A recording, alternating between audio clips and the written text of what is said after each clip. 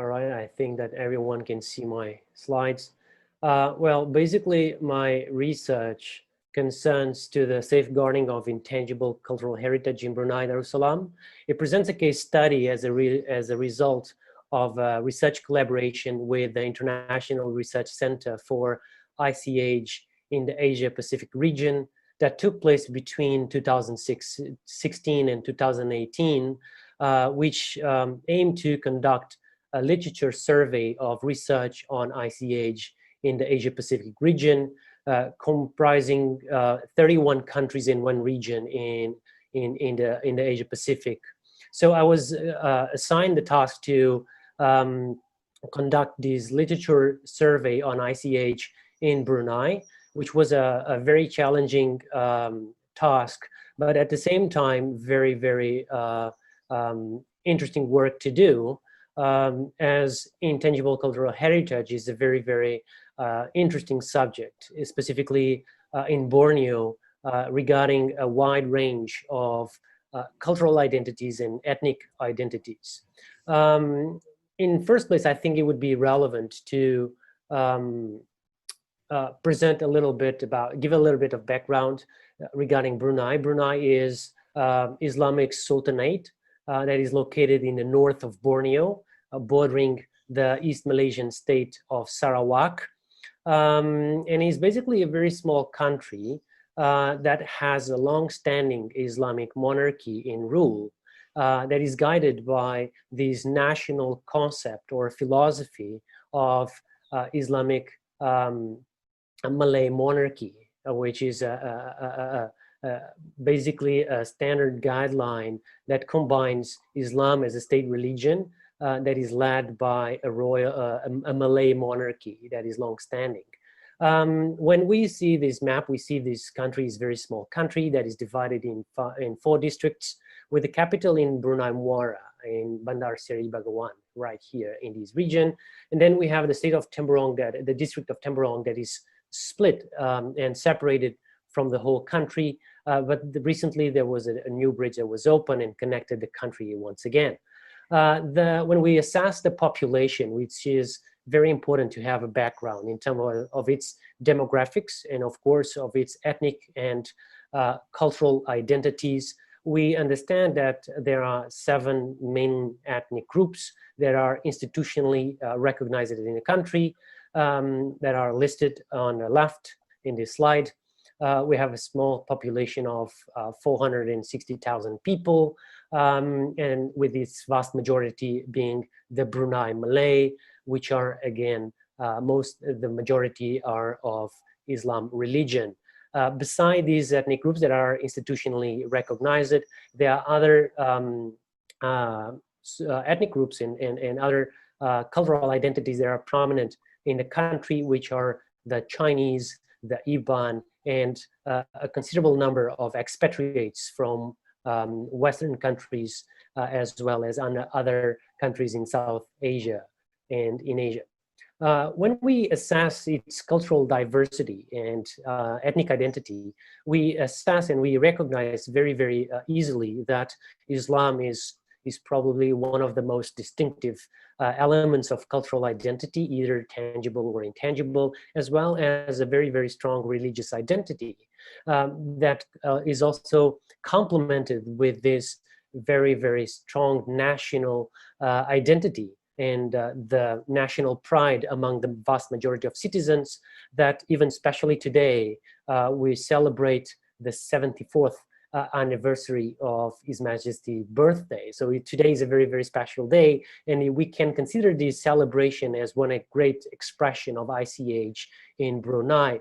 And then we also have a very diverse cultural and ethnic identity that is revealed and materialized through this craftsmanship that we can see in several museums across the country. And even when we assess and look into contemporary artistic practice, we see that there's a strong connection between young artists and even artists to their with their cultural inheritance and their cultural traditions that is very widely reflected in their artistic practice.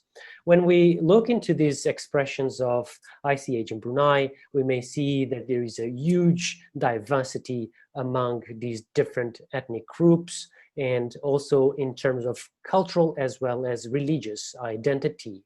Here we have some examples with one of the most important celebrations that happen annually in the country, which is the Hari Raya. It's an Islamic tradition and celebration after the month of Ramadan.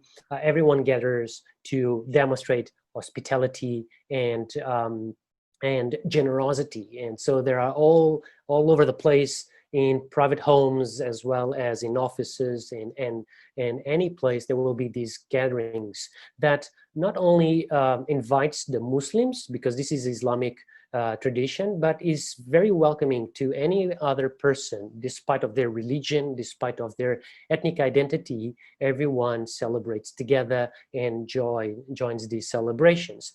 Then, of course, the markets are very important. That we see an example on the left where we can source a lot of information about traditional medicine, the utilization of plants from the forest that are harvested and distilled in practice for this traditional medicine and so on.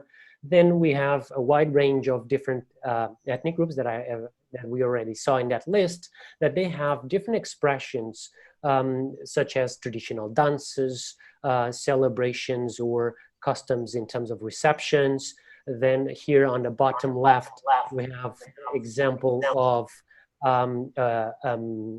two-tone wedding that is very characteristic for this tradition or practice of washing their feet. And then here on the bottom right, we see a performance that takes place during a harvest festival. That is a celebration that is common across different ethnic groups. They happen more or less during what we would call the summer, the month of July and August. And well, they have different characteristics depending on their different ethnic groups.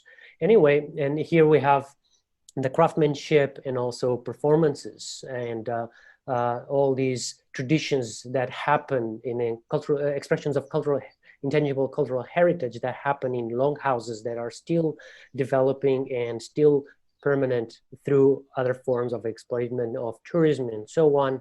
And this is one of the most successful cases of transmission and safeguarding of ICH in the country. Well, this basically is not assessing ICH in itself, but is basically assessing the practices of safeguarding intangible cultural heritage, examining this literature that has been produced on the subject throughout the years.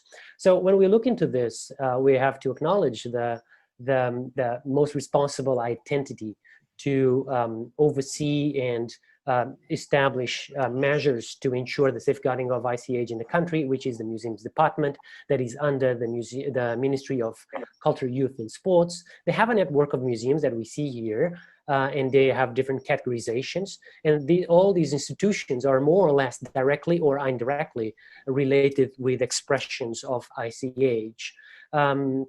And I have to say that the oldest museum is the Brunei Museum that was established only in 1972. So we may see that the museum as an institution that we recognized internationally, with the standards that we recognize internationally, it's very, very recent, 1972. Although practices of safeguarding intangible heritage as well as material culture has been in practice for a long, long time, through that we can see, for example, in longhouses and so on, where they keep these traditions and they even work as museums, not formal museums, but as I call it, indigenous curatorship or appropriate museum practice. For example, using one of these terms coined by Christina Krebs. When we see and analyze the status of ICH in the country in terms of legal framework, I have to say that Brunei ratified the Convention for Safeguarding Intangible Cultural Heritage in November 2011, and also the Convention for Concerning the Protection of World Cultural and Natural Heritage in the same year, slightly earlier than that. But well, there are some laws in the country that regulate cultural heritage in the country, but none of these laws actually specifically tackle any issues related with ICH in the country. And even when we look into world and natural cultural heritage, there are some laws in practice, and they are published and they are reinforced. But after the ratification of these conventions, none of these laws actually changed. They already existed before, so they were not adjusted or adapted according with these specifically conventions, and that was something that can be improved. So what are basically the results of this literature survey? And this is basically one of the highlights of this paper that the audience and anyone interested in this subject can go download the journal, read all the papers, and get information, detailed information about this analysis. Well, basically here are a graph with the results of this survey that show clearly that some categorizations of ICH have been widely studied or much more studied, and others that are surprisingly understudied, which shows and demonstrates the urgency to develop more research concerning these categories and all categories in general about ICH. So when we look into the production of this literature throughout the last 70 years, we can see that there was an increasing number of publications, specifically around 1972, which, as you probably recall, it matches the institution of the Brunei Museum. The Brunei Museum has been doing a remarkable work, specifically during the 1970s, 1980s, and 1990s, to study and collect data, collect material culture to the collections, and made them available to the audience, the general audience, and to promote ICH in the country. Unfortunately, we can also acknowledge that there is a significant decrease of production of research in the last years, and we see that between 2005 and 2015 there was basically a breakdown to half, which demonstrates there is there's something going on that responsible for a decrease of research in this area. So when that brings us basically to some of the conclusions that this research brought up that are present here in this slide, which are basically, as I said before, regarding a legal framework that is needed to tackle specific issues related with ICH. There is a need to establish a plan to increase the research, the documentation. Of course, we don't want to present cultural identity as a stagnant reality, because we know that cultural identity is dynamic and changes throughout time, but we need significantly to document this information, and we need to collect this data, because many of the elders from different ethnic groups, they are passing away, and this information will fade with their passing, and we need to ensure that the communities themselves, they are able to continue at least to hold the knowledge and be able to establish conditions to transmit this knowledge not only among their own communities, but also to utilize and collaborate with institutions such as the museums and other entities to promote this knowledge about their ethnic identity and their ICH practices. So this is basically the conclusions, and of course, all the details of this research can be read in a paper that will be available online very soon.